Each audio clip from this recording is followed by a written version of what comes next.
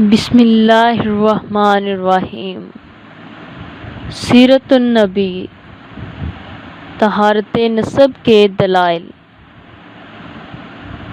مسند البزار میں ابن عباس رضی اللہ تعالی عنہ سے مروی ہے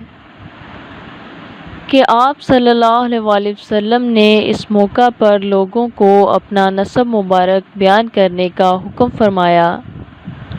اور ارشاد فرمایا، ان لوگوں کا کیا حشر ہوگا جو میرے نسب اور اصل میں تن کرتے ہیں۔ ارشاد فرمایا، پس خدا کی قسم میں ان سب سے اپنی اصل و نسب اور اپنے مقام و منصب ہر دو اعتبار سے افضل ہوں۔ معلوم ہوا کہ آپ صلی اللہ علیہ وآلہ وسلم کے نسب مبارک میں آپ کے جملہ بائے اطہار اور امہات طاہرات میں سے کسی پر بھی زبان تن دراز کرنا اور ان کی عزت و تکریم کے خلاف کوئی بات کرنا براہ راست حضور نبی اکرم صلی اللہ علیہ وآلہ وسلم پر تن کے مترادف ہے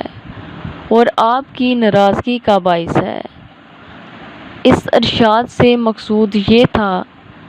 کہ میرے نسب مبارک میں تن ناقابل برداشت ہے۔ جب قدرت نے مجھے ایک منفرد نسب عطا کیا ہے جو چاند کی طرح روشن اور سپیدہ سحر کی طرح اجلا اور پاکیزہ ہے، تو پھر اس کے بارے میں ذرا سا تن بھی بہت بڑا گناہ ہے۔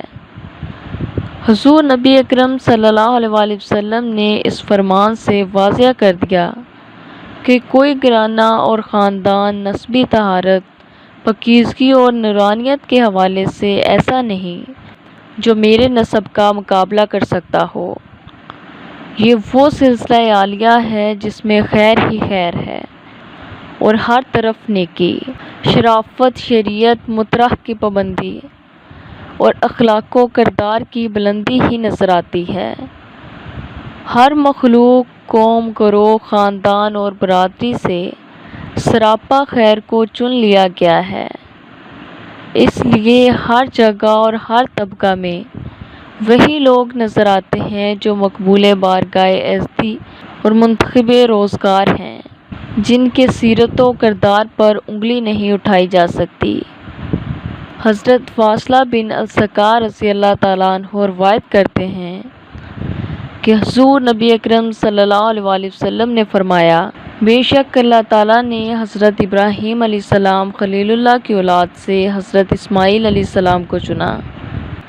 اور اسماعیل علیہ السلام کی اولاد سے بنی کنانہ کو چنا، بنو کنانہ سے قریش کو چنا اور قریش سے بنو ہاشم کو چنا اور بنو ہاشم سے مجھے منتخب فرمایا۔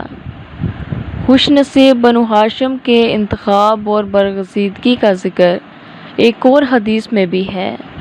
جو حضرت عائشہ صدیقہ رضی اللہ تعالی عنہا سے مروی ہے۔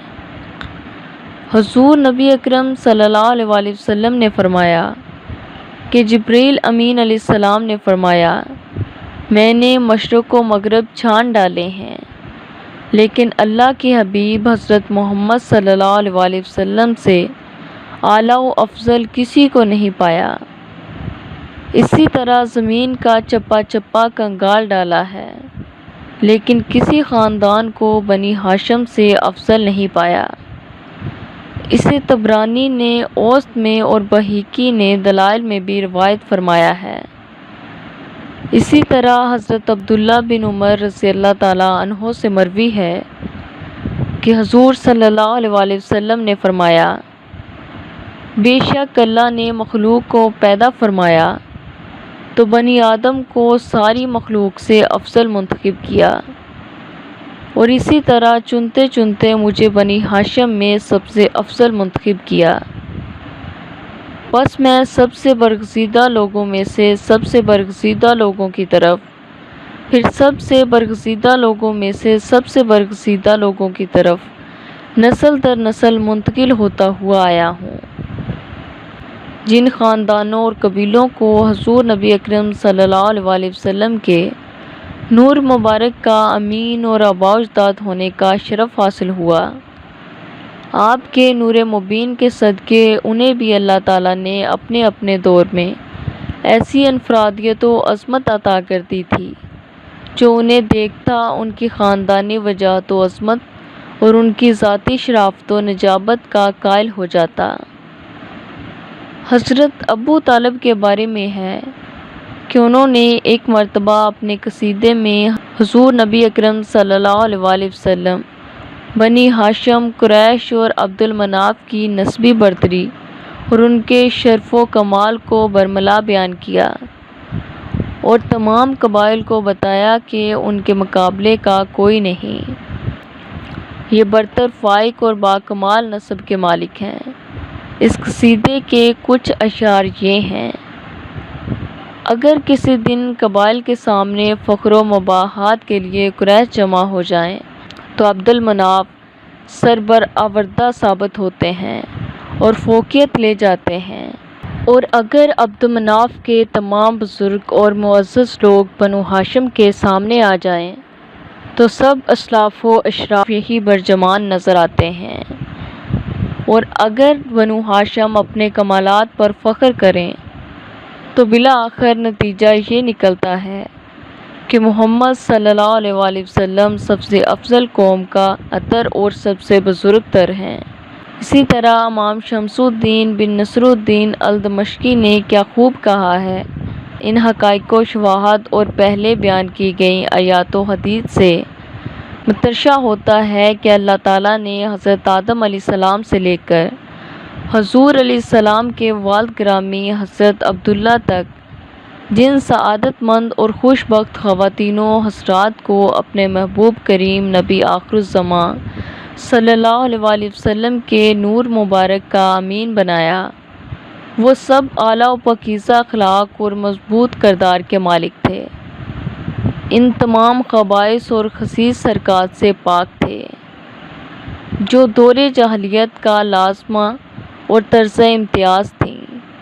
وہ سب معاشرے میں تہذیب و شائستگی کی علامت تصور کیے جاتے تھے۔ نبوی نسب میں کوئی ایک نام بھی ایسا نہیں